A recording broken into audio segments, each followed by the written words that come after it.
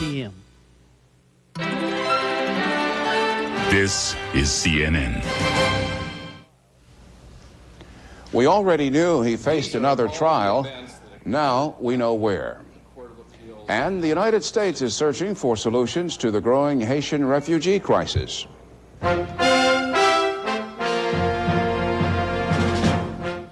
This is CNN's Prime News, taking the time to examine world events, issues, and newsmakers, with Bernard Shaw in Washington and Susan Rook in Atlanta. Thanks for joining us. When a judge last year moved the first Rodney King beating trial to a mostly white Los Angeles suburb, he hoped to avoid the politically and racially charged atmosphere of the city. But following the deadly LA riots, the judge decided to bring the upcoming retrial home. CNN's Ann McDermott reports. Officer Lawrence Powell's attorney argued that the incredible shower of media attention in recent weeks would make it nearly impossible for his client to get a fair trial in Los Angeles. But the judge decided otherwise. The population of the state of California is fully aware, wherever you go, of what happened after the trial. And those are concerns that would exist wherever the trial took place, whether it's in Los Angeles or some other part of the state. So Los Angeles it will be. Los Angeles, where violence erupted when 3 police officers were acquitted of the beating of Rodney King. Powell, the 4th officer tried in that case, was acquitted on all but 1 count, which the jurors deadlocked on. Angry Los Angeles residents believe the men were acquitted in part because the trial was moved out of Los Angeles, moved to a mostly white suburban community in nearby Ventura County. Word that the retrial would stay in Los Angeles brought cheers from one community activist. This is only the beginning. It's a small step, but we'll take it anywhere we can get it. Powell's attorney, Michael Stone, said this kind of reaction might pressure jurors in the new trial to render what he called a politically correct verdict, that is, a guilty verdict. The problem we have with Los Angeles County is not the racial mix. It's the involvement of the community in all of the things that have occurred here over the past year. The judge, apparently mindful of all those things, including the recent rioting, called for a cooling-off period before the trial, which is set to begin October 19th in Los Angeles County. However, the judge indicated his decision not to change the trial's venue was not written in stone. If enough fair-minded jurors could not be found here, he said, he would not hesitate to move the trial to another county. Ann McDermott, CNN, Los Angeles. Pentagon officials have slated 63 overseas military bases for closing or cutbacks. 2 are in Korea, the rest are in Europe. Worldwide, the latest moves will affect roughly 6,000 troops, 800 U.S. civilians, and some 2,700 employees of the countries involved. Well, there is increasing criticism today on the administration decision not to pick up all Haitian refugees on the high seas. CNN's Wolf Blitzer now on a major dilemma that appears to have no easy solutions. Facing a mounting crisis over what to do with Haitian refugees, the U.S. is planning to send a team of diplomatic and military officials to the Dominican Republic to survey possible sites for a second camp. U.S. officials hope it could accommodate perhaps as many as 10,000 people. No final decisions have been reached, but officials are encouraged that the government of the Dominican Republic, which shares an island with Haiti about 100 miles from the U.S. naval base at Guantanamo Bay, Cuba, has tentatively agreed to let the survey team in. It is a major problem for us because Guantanamo Bay is basically full. We've got a capacity to handle about 12,500 people there. It's a relatively small facility, and you start to run out of the capacity to handle water and sewage and medical care and housing and so forth. The Pentagon says no more Haitians will be permitted in until there's room, meaning until Haitians are either repatriated or authorized to come to the United States where they can apply for political asylum. On Thursday, the U.S. Coast Guard imposed a new and more selective policy on rescuing Haitians on the high seas. Only those deemed to be in a life-threatening situation will be brought aboard Coast Guard ships. The Voice of America has started to broadcast this announcement in Creole in order to discourage Haitians from leaving. But the reaction to this policy change in Miami's Little Haiti was very negative. If there were a different color, if they came from Europe, there would have been room. Not only in Guantanamo, there would have been room for them in the main continent, in the continental United States. They let the other refugees in. the Cubans, they come in large amounts. They are allowed to come in. The other refugees, they are allowed to come in. Why not the Haitians? We're there on a humanitarian mission. We aren't letting anybody die. We're doing our best to pick them up. But for Haitians and their supporters, that effort is clearly not enough. Wolf Blitzer, CNN, the Pentagon. Investigators say some baggage handlers at Chicago's O'Hare International Airport had sticky fingers. 16 people have been charged with stealing items out of passengers' luggage. Among the stolen goods, jewelry, guns, even computers. $250,000 worth of stolen property has been recovered. The indictments announced today are the result of a 3-year FBI sting operation. All but 2 suspects have been arrested. Coming up next on Prime News, General Motors explains its priorities to shareholders. And at 1:30, our prime issue focus is on fetal tissue research and the political controversy it has sparked. Then at 55 minutes past the hour... Do what you think you can do. You know, some nights you have good nights, some nights you have bad nights. And before Johnny Carson takes his final late-night bow, look back at the 30 years he's given us. Prime News is brought to you by Phillips Petroleum, the performance company.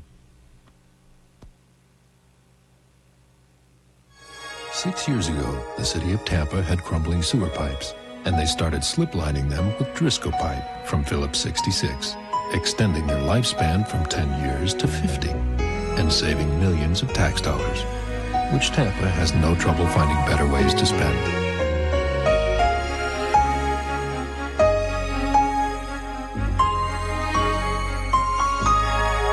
Solutions from Phillips 66, the performance company.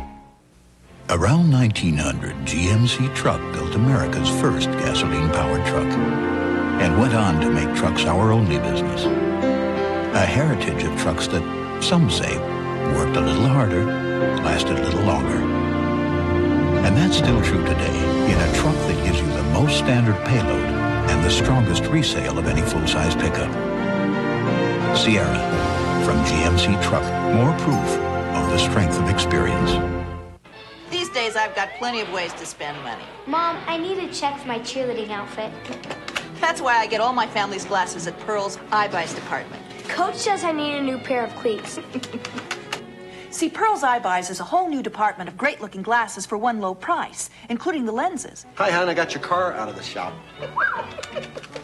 Yeah, thanks to Eyebuys, I've got money to burn.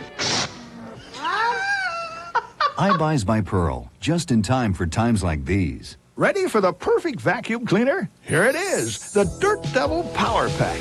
The convenience of a canister vacuum with a power nozzle that adjusts to any surface. Get power and convenience with Power Pack from Dirt Devil. Tonight, one woman's shocking account of life in the mafia. Plus, from the controversial movie Basic Instinct, actress Sharon Stone. Tonight, Larry King Live, 9 Eastern on CNN.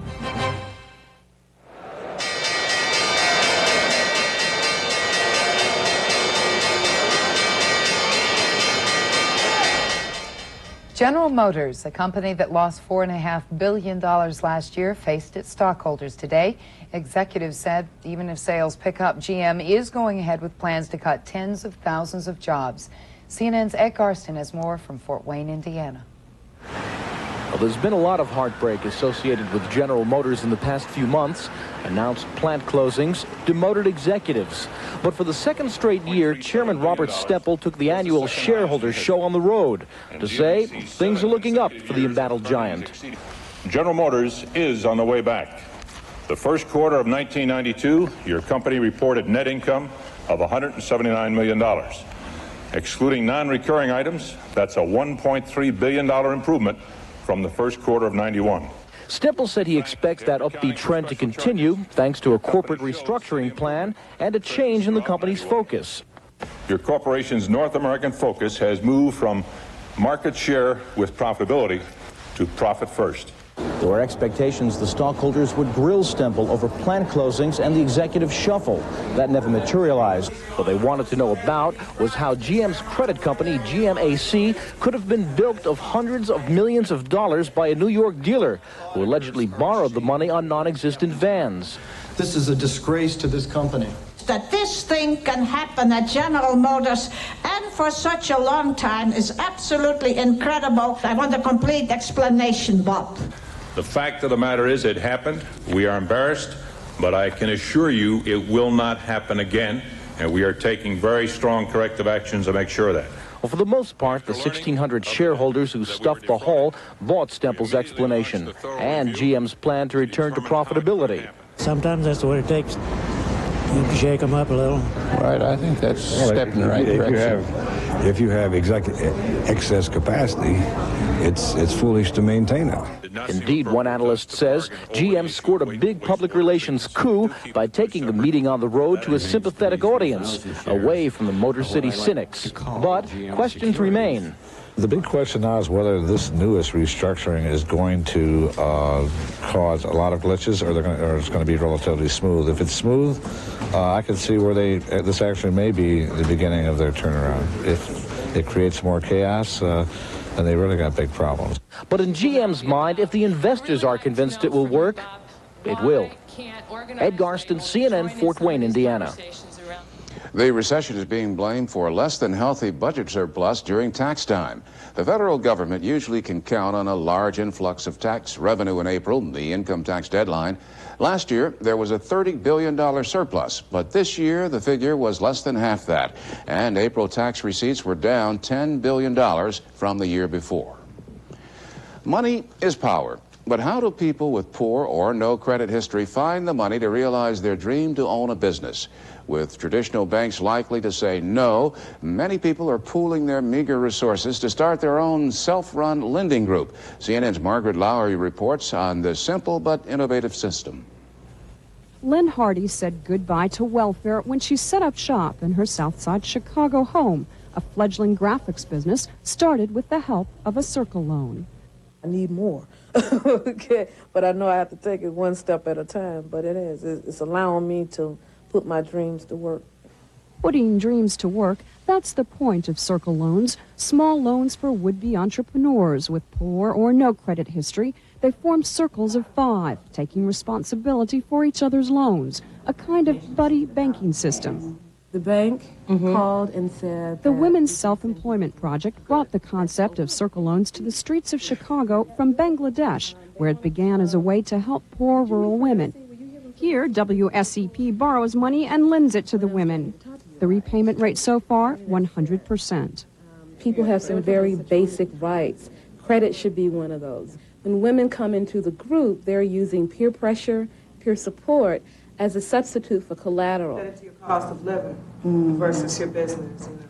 Enterprise agent Jackie Taft helps start Circles. The process is staggered. Only after 2 women start repaying will 2 more qualify. Everybody has a stake in the Full Circle Fund. Everybody has a stake in the circle and the mission, and they want to see it work and they want to be successful. And another big part of it is that they want to succeed individually too.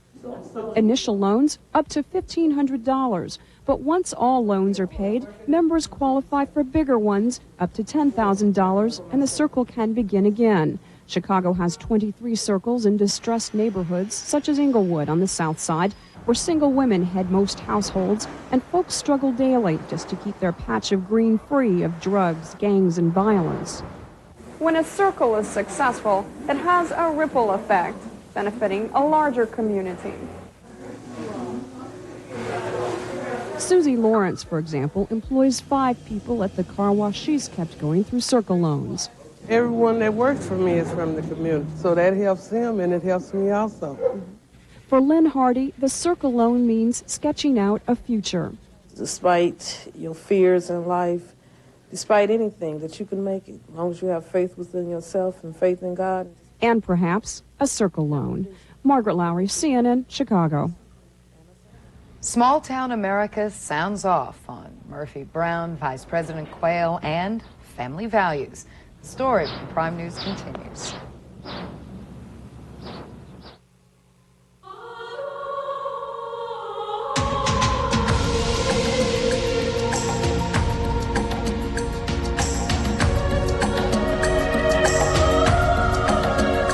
Where do you find all this? If you said the Bahamas, you're not only right, you're close. The Bahamas, the country Columbus first set foot on. For a free guide to the Bahamas, call 1-800-8-BAHAMAS or see your travel agent. Now here's something the man of the family can appreciate. The Sonata V6. It's so well built and worry-free. It comes with free service and maintenance in addition to the regular warranty. But all you pay for is gas. So a guy can just take off, let the V6 rip be free, and be back in 52 minutes. The 92 Sonata from Hyundai. Yes, Hyundai. See your Hyundai dealer now for a $1,500 rebate on Sonata. Heck, bring the whole family. These gardeners have all won top honors at America's great fairs and garden shows. Here's what Miracle-Gro does for them. Roses 8 inches across. I grew a prize-winning dahlia 14 inches wide. This is what Miracle-Gro does for me. You'll never know what a great gardener you can be until you've used Miracle-Gro. Now the Miracle-Gro No Clog 2. It's 3 feeders in 1. It's a gentle feeder for delicate flowers, a wand feeder, a lawn feeder. A late-night snack, and no bag keeps it fresher than Ziploc brand storage bags with the Gripper Zipper. Tough, tiny teeth you can feel gripping, so you know freshness is locked in. Honey. Caught red-handed. There's only one Ziploc. Manolo. With just his hands, he does the impossible. And with him, there's Sector. Sector. No limits. Amidst an uneasy calm, demonstrators in Bangkok, Thailand mourn those killed in 4 days of violent political protests. There are indications, meanwhile, that the effort to oust the unelected Prime Minister Suchinda Kraparayun may prove successful. The parliamentary coalition that put the former army chief in power is now proposing constitutional reforms that would force his resignation. It was at Suchinda's direction that troops opened fire to crush the protests this week. Outraged at the, quote, humanitarian nightmare in Bosnia-Herzegovina, the Secretary of State James Baker says the United States is taking action against Yugoslavia. Baker says the U.S. is withholding its ambassador to Belgrade, reducing its embassy staff there. The U.S. is also closing Yugoslav consulates in New York and San Francisco and breaking remaining contact with the Yugoslav military. Meantime, 3 former Yugoslav republics are now United Nations members. Bosnia, Croatia, and Slovenia were admitted on the Security Council's recommendation. 2 years after the fall of communism in Poland, Russia now says it will withdraw 40,000 former Soviet troops still in Poland. The agreement was announced in Moscow as the presidents of both countries signed a friendship treaty. Poland's Lech Walesa brushed off criticism at home that this treaty does not mention Soviet crimes against Poland during the Stalin era. A former Marine Corps captain was executed early today in Texas for hiring a hitman through a magazine ad to kill his wife.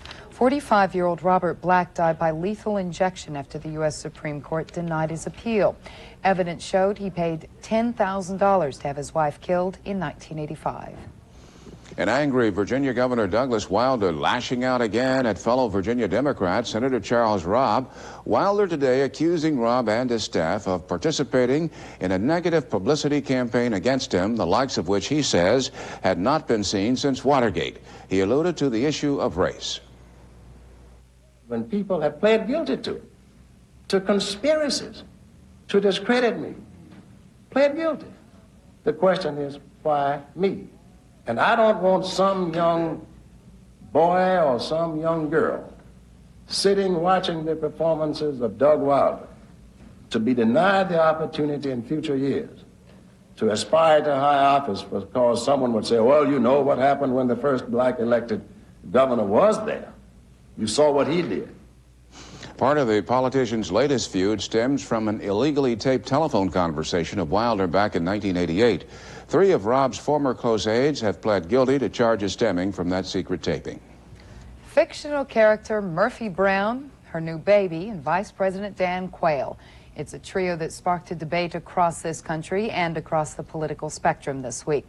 So how does the debate play in one small Texas town? Here's CNN's Mike Capps. Waxahachie, Texas, 35 miles south of Dallas. Population 20,000 and growing, due to the nearby superconducting super collider. It's racially diverse, 64% white, 18% black, 18% Hispanic. 20 years ago is the same as today. Newspaper editor Sandra Manatra says most Waxahachie residents value morals and religion. Whether they are retired couples with an empty nest or young couples raising young children, still adhere to, look for, and value traditional family roles. Adult probation supervisor and school board member Alfred Mims believes Vice President Quayle missed the point. Mims cites the economy and lack of jobs as causes for the rioting. We have a lot of problems in America. I hope that we take the time to face them. I hope that we take this opportunity to do something about them. I hope the Vice President, the President, look seriously at these things. Waxahachie has 60 churches. Most minister to dozens of single parents. It's very common. Unlike criticism leveled at the fictional character Murphy Brown, United Methodist minister Jim Alney praises the work of single parents. They don't deny their kids opportunities for fun, for education, and certainly don't deny them love. So I think they go the extra mile. Being extra nice to me. The 90 children at this Waxahachie daycare center come from a mixture of homes where both parents work, or from single-parent families. Director Cheryl Hayes calls the daycare a center of security, a fill-in family. 99% of the parents are working from early morning until late night. That does not mean that they are uncaring about their children. Hayes disagrees with the assessment that loss of family values caused rioting in Los Angeles. Maybe it's things like that that open our eyes to the real and true need of the heart to be nurtured. Hayes says most single parents she deals with are deeply involved and show great love for their children. The daycare center director is optimistic, believing the American family has changed, but the home is still strong. Mike Capps, CNN, Waxahachie, Texas. When Prime News returns, hanging on for dear life, we'll tell you about high drama in the nation's capital. Karen? And we had a heat wave across the Northeast as well as New England, and I'll update you on the rainy travel for this holiday weekend as CNN's Prime News continues. Steve? Divorce? Worse, they moved. Bad? How about the van showing up a day late? Depressing. Or finding your crystal vase in 3 pieces? No. I should have called United Van Lines. United moved us from London to Minneapolis. Piece of cake. Only thing they didn't do was cook dinner. I hear you. But neither did I. No surprises, no loose ends. No wonder people recommend United more than any mover in America. United Van Lines. We're #1 for a reason. Mom, tell the truth. Is everything all right? Is this where we reverse roles? Be serious. I mean, you won't have to sell the house or anything, will you? Well, why would I do that? Mom. Look, when you were away at school, Dad met with Greg Hall down at Payne Weber. No, that was 10 years ago, though. They set up this annuity just in case anything happened. So you have enough? More than enough every month. How'd the Payne Weber guy know back then what Daddy wanted for you? You asked. Kids have room to play in Virginia. They can climb our Blue Ridge Mountains, build the world's biggest sandcastles along Virginia's beaches, scream all they want at our theme parks. And if they get up early on a Chesapeake summer morning, they'll see something they'll remember forever. A big kid named Johnny Forrest catching the best dinner of their lives. Call for your free Virginia Vacation Guide. On CNN tomorrow, the Bush administration's rebel with a cause. HUD Secretary Jack Kemp on Evans and Novak. Then on Newsmaker Saturday, the vice presidential flap over what a family should be. All tomorrow on CNN. We see them all the time, hanging outside those office windows, and we wonder, what if? Well, today, what if happened here in Washington? Fortunately, no one was hurt. 2 painters caught by their safety ropes when a scaffold collapsed. The painters had been working 3 stories up on a post office that is being restored. A fire department cherry picker came to their rescue. Now, let's go to Karen McGinnis for the weather. Well, if you're ready for a heat wave across the eastern seaboard, it's going to be another hot afternoon Saturday. But that comes to an abrupt halt by Sunday. And we're looking at much cooler temperatures across Canadian border states, 50s and 60s. 60s all the way down through the panhandle of Texas. But the 90s still linger across the coastal areas. We saw today at JFK Airport, 94 degrees. That was a record high temperature, but none were as hot as Newark, New Jersey at 98 degrees. Incredibly warm for this time of year. It should be in the upper 60s or low 70s. Even in Jackson, Kentucky, they saw 85 degrees. In Atlantic City, New Jersey, 91.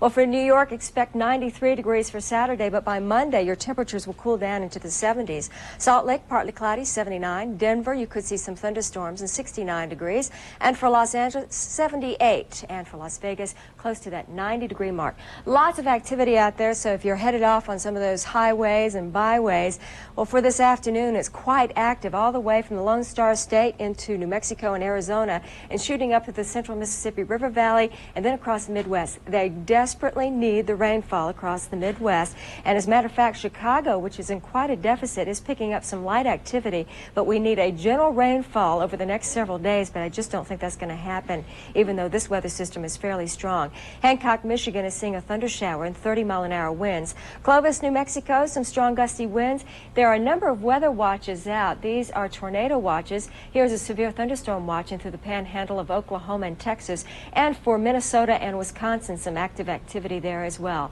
Saturday morning's weather picture. This is going to be the troublemaker in your weather picture for the next 24 to 36 hours. But on either side of this, things look rather nice. High pressure controls the eastern seaboard, perhaps just a little bit too much with the record heat that we're expecting there. Into the west, enjoy the nice weather. It's going to be great. Saturday afternoon, you could see some of that activity once again build up across Canadian border states in Montana and North Dakota.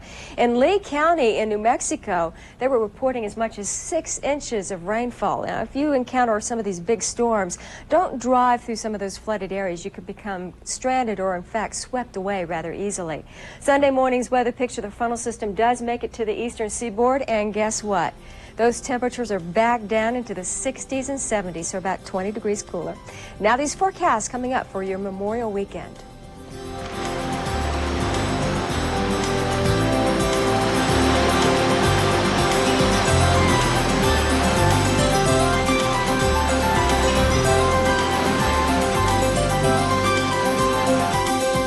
Have a safe and enjoyable holiday. CNN's Prime News continues now with Susan. Karen, thank you. And coming up, our prime issue tonight, fetal tissue research. Is politics standing in the way of progress? Welcome to Hotel Views, the summer getaway. Holiday Inn or Ramada? Bob? Thank you. Susan, you heat rash. At Holiday Inn, you get a place to eat, a place to sleep, and a place to swim. Come on, it's a perfect vacation. Bob, you compost heap. Ramada's got great rooms, nice restaurants, and refreshing pools, just like Holiday, but at a better price. And now with Ramada's summer sale, you and the family can get away for as low as $39 a night. You could save enough to buy some breath mints. There's no debate. Ramada's in, Holiday's out. This is my bird box, and I used a little paper, and I put some moss around the entrance. I made a bird box, and I put a little perch on there, and on the bottom it says, wipe your feet. These take-home nests were paid for by Phillips Petroleum. I'm expecting doves, blue jays, and robins. I'm expecting one of those yellow and black birds. An investment that comes with its obvious rewards. Prime News continues, followed by Larry King Live after this local commercial break. Next on CNN. Sunday on TBS. It's the very first Bond movie. You won't get away with it this time, Dr. No. The first bad guy. Neat trick. Tall chick. Looking for sheriff? No, I'm just looking. The first medium dry martini. Shaken, not stirred. The first time for everything. Almost. Sean Connery is James Bond in the very first Bond movie, Dr. No. 10:35 Eastern, Sunday morning on TBS. It's a voyage of technological artistry, created through scientific thought, designed on a space-aged canvas, producing a manufacturing phenomenon. It's the Soloflex muscle machine. Call now and take your body on an incredible voyage to renewed beauty. Soloflex, 21st century design for today's needs.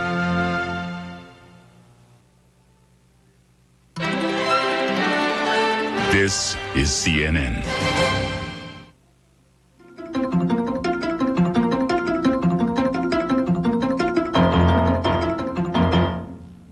Our prime issue tonight, fetal tissue research. Congress is considering a bill that would overturn a ban on federally funded research from aborted fetal tissue. The Senate passed an earlier version by enough votes to override an expected presidential veto, but the House fell short. And critics and supporters agree that's where the battle now lies. Fetal tissue is believed to hold promise for treating victims of Alzheimer's disease, Parkinson's disease, spinal cord injury, and diabetes. That has not been in dispute in the confrontation between the Bush administration and Congress. What do we want? At issue, would allowing the use of tissue from aborted fetuses encourage abortions? Even lawmakers considered anti-abortion disagree on whether tissue from aborted fetuses should be used. Glory, glory, hallelujah. If this is going to help humanity, why not do it? What could be the objection to it? We don't need to give a boost to the induced abortion business because there is enough fetal material available now, more than enough. In 1988, President Reagan banned federally funded experiments using tissue from aborted fetuses. George Bush renewed the ban when he became president. This week, though, Mr. Bush ordered the creation of government fetal tissue banks, but limited them to tissues from miscarriages or tubal pregnancies. Critics call it a political maneuver and say the amount of usable tissue will fall far short of what's needed. Tissue from spontaneously occurring abortions and from ectopic pregnancies is neither safe nor easy to obtain. This tissue is very often genetically abnormal, is very commonly infected, and could carry subtle infections such as the AIDS virus. Fetal tissue grafts are considered helpful in fighting some diseases because they're not rejected by the body. But some say that does not justify using tissue from aborted fetuses. Well, our concern is that society will become hooked on using aborted children for research. Abortion is not the answer to those victims with the various diseases. Joining us tonight to discuss fetal tissue research from San Francisco, Joan Samuelson with the Parkinson's Recovery Network, and in Washington, Christopher Curry, a diabetes patient. Joan, I'd like to start with you. You have been very active in this area. Is the president's decision this week, is that a compromise? Is it acceptable to you? No, not at all. You know what it really is a cruel hoax. We are moving toward lifting the moratorium through congressional action, which will finally get the research going again and maybe start saving our lives. And this so-called compromise, scientifically, as Dr. Robbins said in the tape, it's not a solution at all. That tissue simply wouldn't be available, and if it were, it couldn't be healthy enough to put into another live human being. It's just a cruel hoax. You are with the Parkinson's Recovery Network, but you have a very personal reason for wanting this research to go forward. Can you tell our viewers about that? Well, I've been fighting Parkinson's disease myself for the last 6-7 years. It's a terrible disorder, and it will eventually take me to the point of many other people, of the 1.5 million people afflicted with it in the United States, to the point where I'm essentially a physical shell trapped in my body and unable to talk, unable to move, unable to swallow, unable to really communicate in the world that I live in. And I'm every month or so I see significant new signs of slipping in that direction. It's really terrifying. Christopher, I understand that you are against fetal tissue research from aborted fetuses. When you hear someone like Joan talk about being trapped in a shell of a body, what do you feel? Well, I obviously feel sympathy for her. I myself suffer from a chronic condition which is progressive, that is juvenile diabetes, and I've been fighting that for 20 years. I now have a few early complications from that as well, with my eyes and my kidneys. And so I have the same feeling of hope and desperation that she does. And that's why I'm in favor of spending as much money as we can to find a cure. And yet, because of the federal ban, research has been at a virtual standstill since 1988.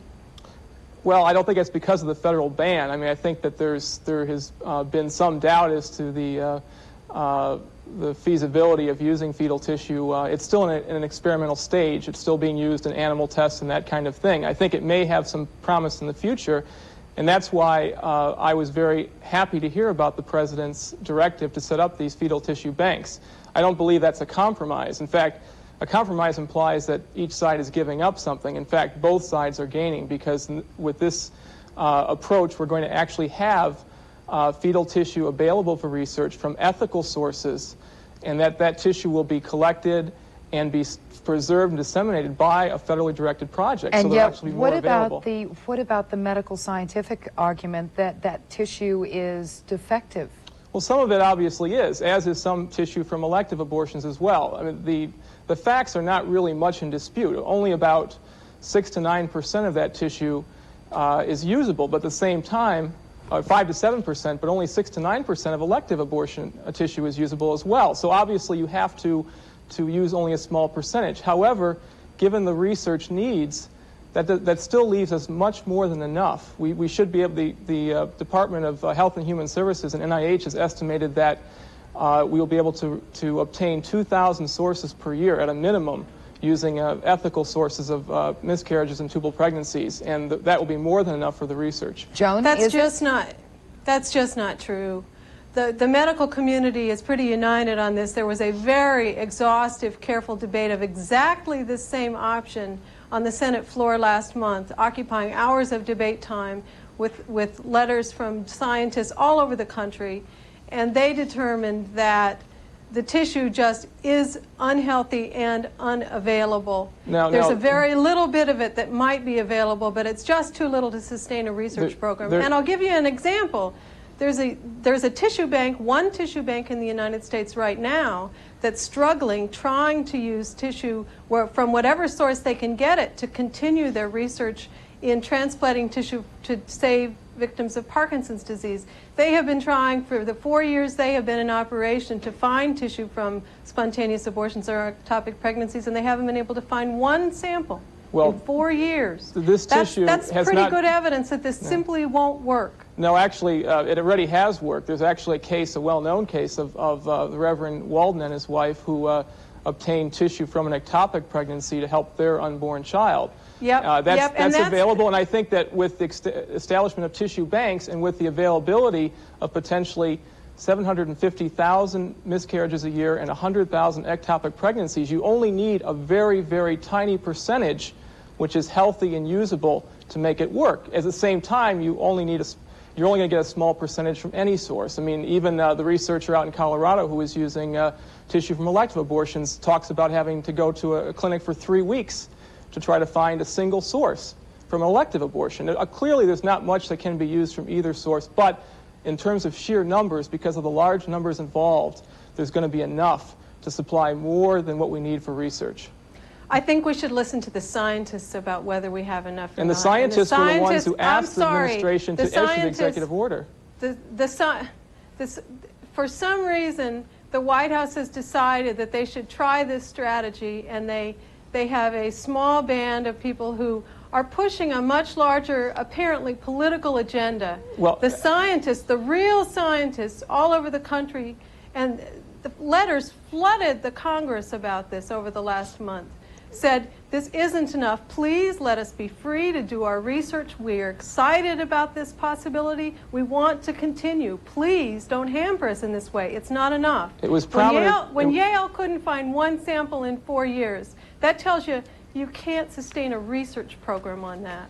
We're going to set up 20 centers around the country, according to the executive order, regional centers where this tissue will be able to be processed from a variety of hospitals around the country. I think it's clear that this can work. I think that many scientists agree with this. It was scientists themselves who requested the president to issue this order to resolve the dilemma. In fact, a couple of these scientists were those who approved, who signed on to the original panel back in 1988 to lift the moratorium. Now they're saying, well, we can get it from this other source. Let's do it that way. We need to take a break. When we come back, does the debate over fetal tissue research actually come down to the abortion controversy? We'll continue with our guests in just a moment.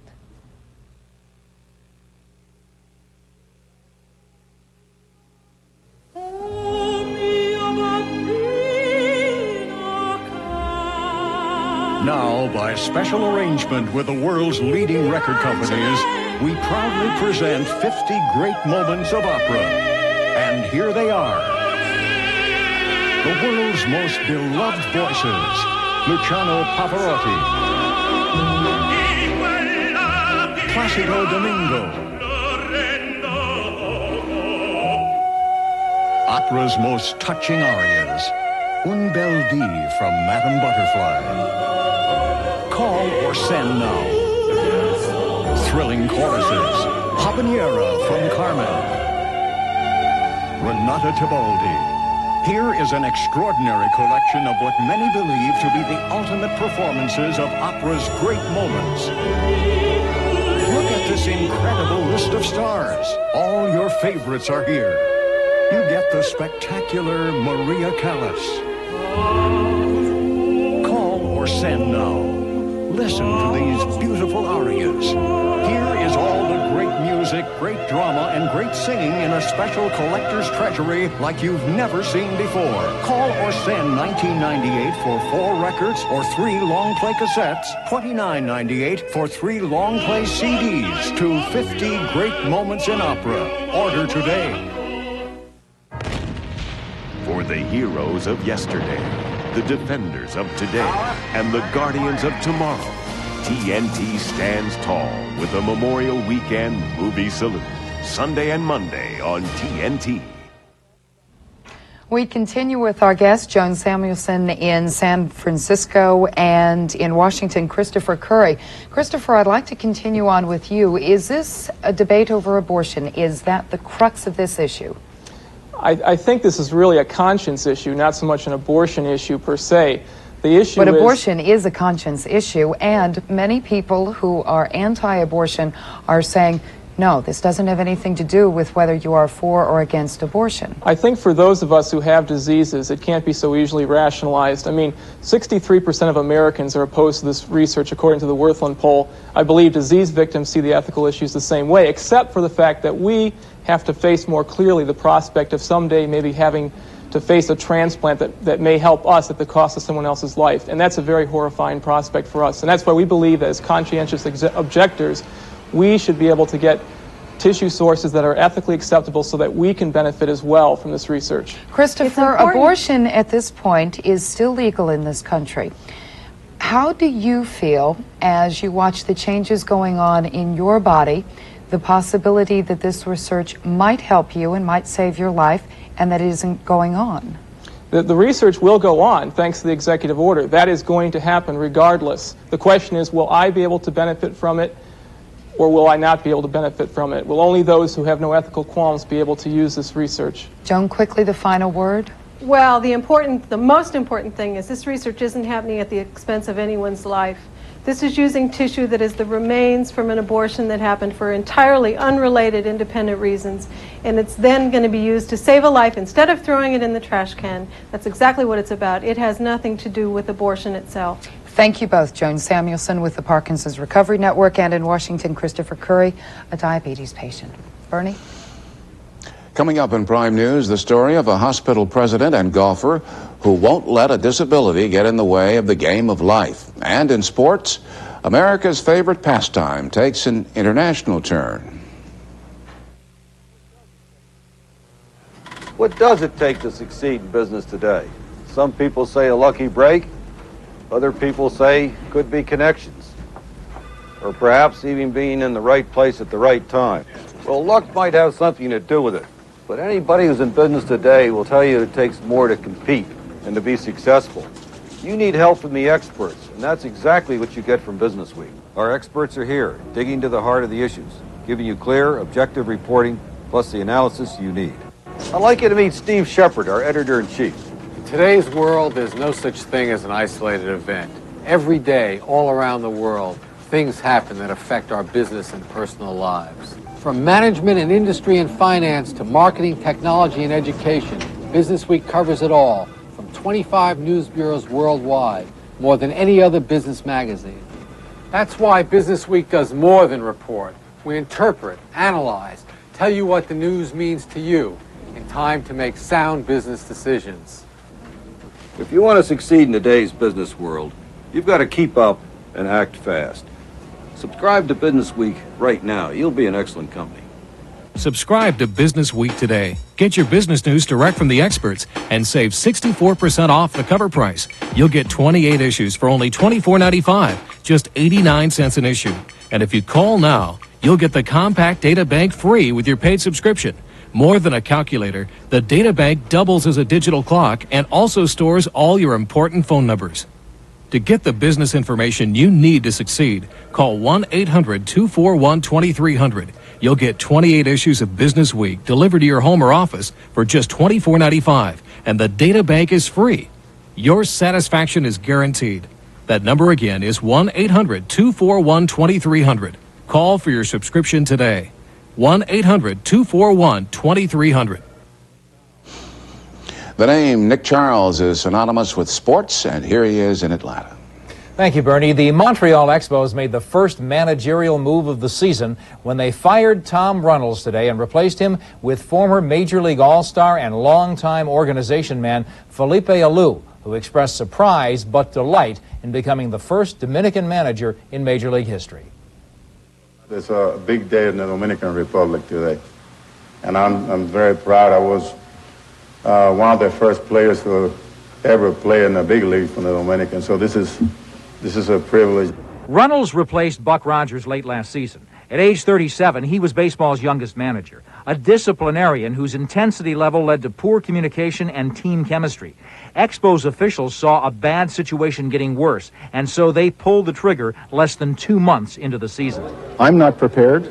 I don't think our fans are prepared, for us to sit out a situation that is not optimal. It's just not acceptable, period. Ironically, one of the players Runnels alienated by a position move, veteran Tim Wallach, was sympathetic to the plight of his now ex-manager. I don't think he was getting the respect that he probably deserved and needed.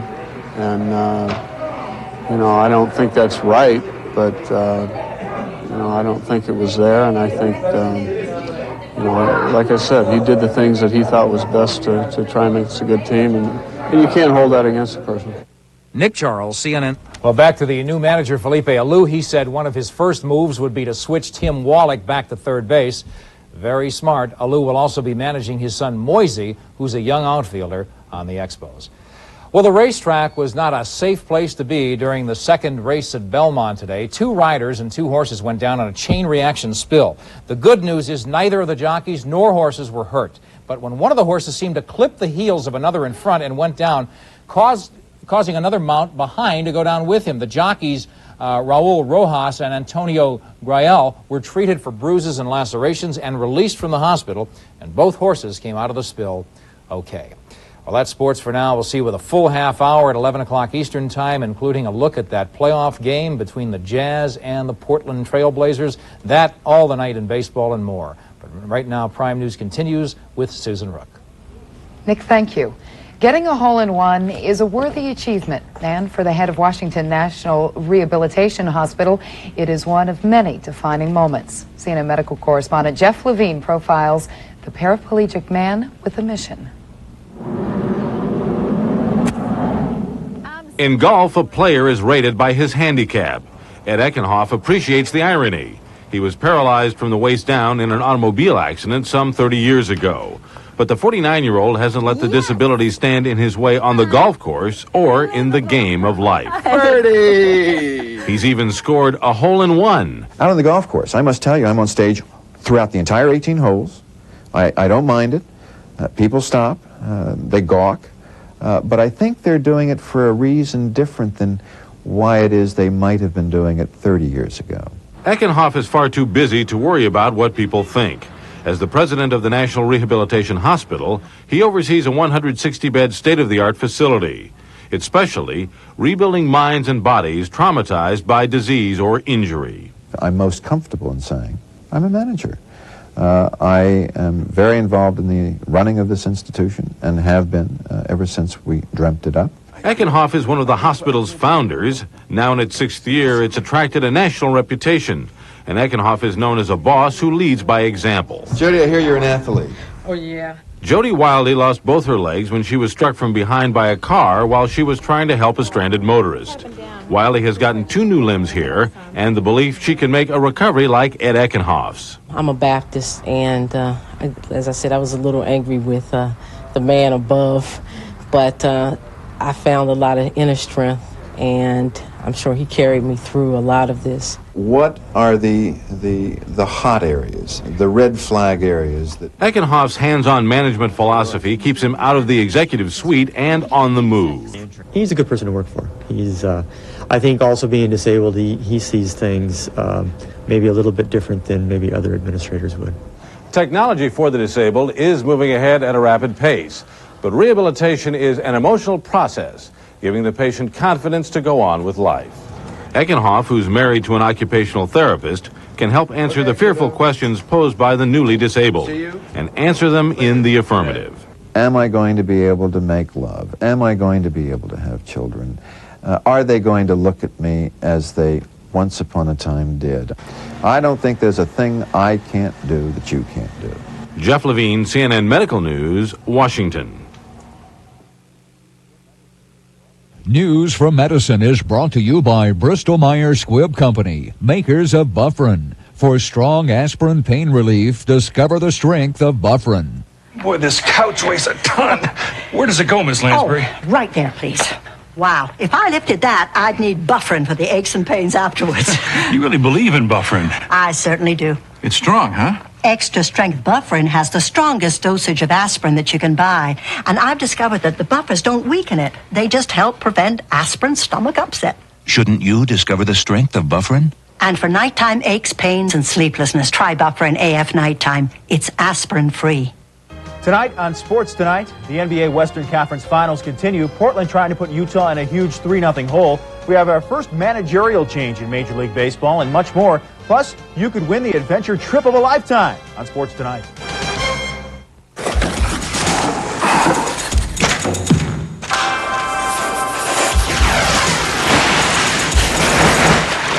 This year, Kraft is helping to feed our athletes as they train for the 1992 U.S. Olympic team, giving our best as they give theirs. Because we know after a hard day's work, there's nothing better than coming home to a good meal. Kraft, setting the training table for the 1992 U.S. Olympic team.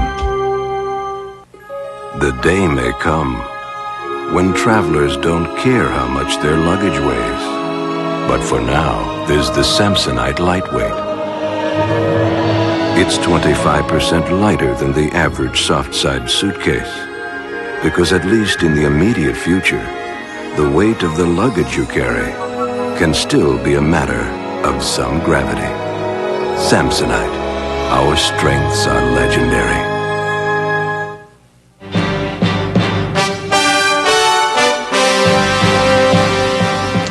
A lot of people have tried to figure out the man behind the monologue, but the Johnny Carson who has graced our living rooms for the past 30 years is not the same man in private, as Sherry Sylvester reports. We wrap it up Friday. I've had 2 days to move out before, but usually that's been in my personal life. It has been said that Johnny Carson's heart rate doubles just before his monologue. A doctor proved this some years ago. While his heart is beating 150 times per minute on stage, Carson is cool, calm, and collected. But when the red light goes off and his heart slows, no one really knows how Johnny Carson feels. Don't go! Don't go! Don't go! The very first day, October 1st, 1962, I went to Johnny's dressing room office complex, and I walked in. I said, "Can I see you for a minute?" He said, "Sure." He said, "What do you want?" I said, "I just wonder, when we go downstairs," the studio was downstairs, I said, "When we go downstairs tonight, how do you see my role?" He said, "Ed, I don't know how I see my own role, let's just go down and entertain the hell out of them. But he kept his own private life fairly private. Only rarely oblique jokes about his marriages and so forth. He's painfully shy, and he's so unlike the public image. Dick Cavett says Carson is an extremely complex man who's been oversimplified by people trying to figure him out. The most common oversimplification is that he is cold. He has fired many staffers over the years, including his lawyer Bombastic Bushkin. During his drinking days, he had a few public bouts of meanness, and fans who flock to him in public find a more distant Johnny than the one who visits their living room. Jeff Sotzing, Carson's producer and nephew, explains. Well, I don't see him that way. I think he gets that rap because so many people feel that he is approachable because they are so familiar with him, and they can come up to him anytime, any place, anywhere, and sit down and have a casual conversation. And I think after 30 years, it makes you a little nervous when you go outside. Carson is well aware of the perception. It all came to the perfect head when we decided to name a park after him in the city. And just to show you the type of character that Johnny Carson is, his first comments were, number one, the water coming out of the drinking fountains will no longer be warm, it will be cool and aloof. Though he is not close to his staff, he has shared with his audience many of his personal tragedies. He has joked of his 3 failed marriages and had a policeman escort him on stage following a drunk driving arrest. I was doing research for my new special called Johnny Goes Home to the Slammer. When Tiny Tim married Miss Vicky on the highest-rated Tonight Show ever, he saw a Carson that 45 million viewers did not. I think he's very sentimental. A lot of people don't know this, but I think he's very sentimental about romance. He was so shaken by the death of drummer Buddy Rich that he took a night off. He was emotional as well with friend Michael Landon, who made his last appearance on The Tonight Show. I'm very flattered you'd be here. Well, you're my buddy, man. Feel that you're comfortable enough. I am comfortable. Son Rick died weeks later in an auto accident. Carson's family tragedies included 3 failed marriages. Seeing Johnny Carson at home made me feel that he wasn't really at home. He was more at home at NBC. He's more at home when that light is on. When that red light is on, he's alive. Johnny comes to somebody's party, and he's doing magic tricks, and he's joking. And they think, oh, isn't that wonderful? Johnny was relaxing. But just the opposite. With his true intimates, he'll just sit there and not say much of anything. You know, that's what he does when he feels comfortable. He doesn't play this role that he plays so brilliantly. Carson did spend time at home when a writer's strike halted production. He came back early, writing the jokes himself. Yes, that's scary. Yeah, that's real fear. What runs through your mind? You just go out and do what you think you can do. You know, some nights you have good nights, some nights you have bad nights. But in the long run, you hope it's going to work out. In the long run, it's not all that important. It's just a television show. It's not, the Dead Sea Scrolls. So how will Johnny handle retirement? The world may never know. For the man who began as a magician, the great Carsoni has created an illusion of mystery about himself. It may be his greatest sleight of hand. Sherry Sylvester, CNN Entertainment News, Hollywood. That's Prime News in Washington. I'm Bernard Shaw. Good night, Susan. Good night, Bernie. Have a great weekend. From CNN Center in Atlanta, I'm Susan Rook. Larry King Live is next.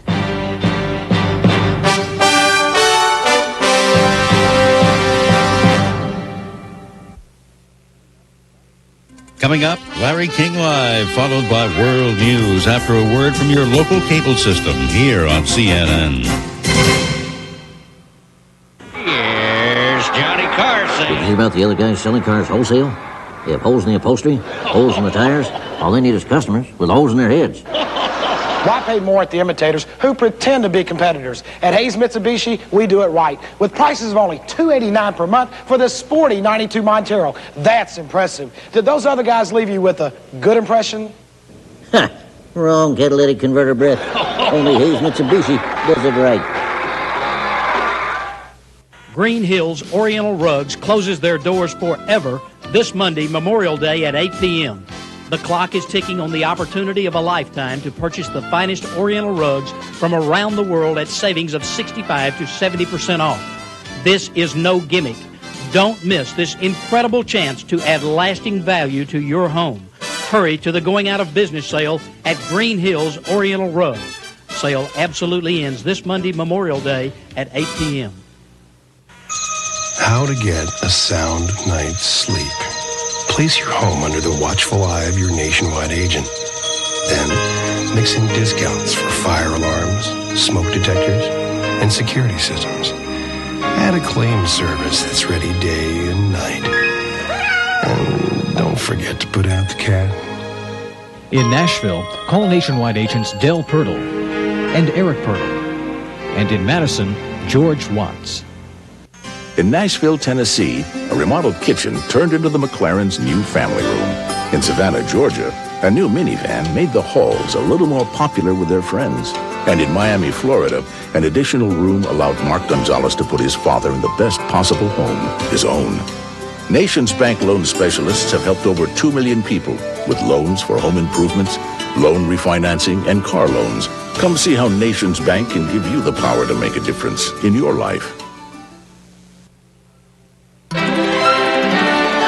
This is CNN.